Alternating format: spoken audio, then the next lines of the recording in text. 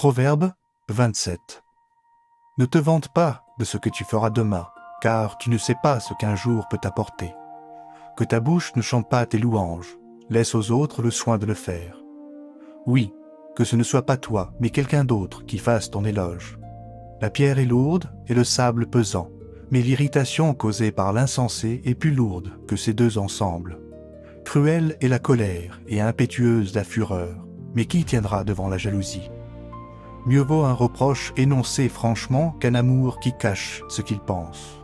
Un ami qui vous blesse vous prouve par là sa fidélité, mais un ennemi multiplie les embrassades. Qui est rassasié dédaigne le miel, mais pour l'affamé, même ce qui est amer paraît doux. L'homme qui erre loin de son pays est comme un oiseau errant loin de son nid. L'huile odorante et les parfums mettent le cœur en joie, et le conseil donné du fond du cœur rend douce l'amitié. Ne délaisse pas ton ami, ni l'ami de ton père, et quand le malheur t'atteint, ne t'adresse pas à ta parenté. Un voisin près de toi vaut mieux qu'un parent qui se trouve loin. Acquiert la sagesse, mon fils, et mon cœur se réjouira. Je pourrais répondre à ceux qui me critiquent. L'homme avisé voit venir le malheur et se met à l'abri. L'homme sans expérience poursuit son chemin et en subira les conséquences.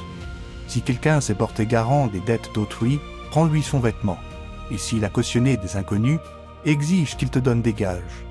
Si de grand matin quelqu'un vient bénir son prochain à voix forte, ce sera pris comme une malédiction.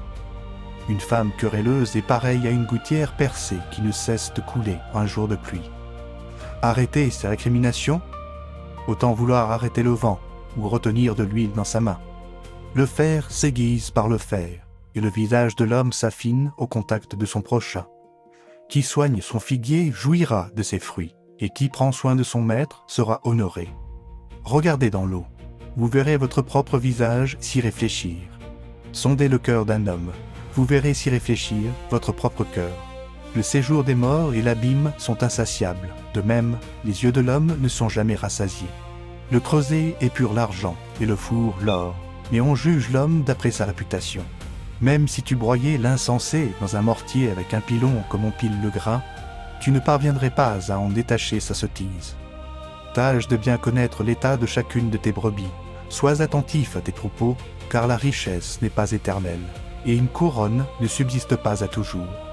Quand tu auras récolté le foin, pendant que pousse le regain et que l'herbe des montagnes est recueillie, des moutons te fourniront de quoi te vêtir, et des boucs serviront à te payer un champ. Le lait des chèvres suffira à ta nourriture, à celle de ta famille et à l'entretien de tes servantes.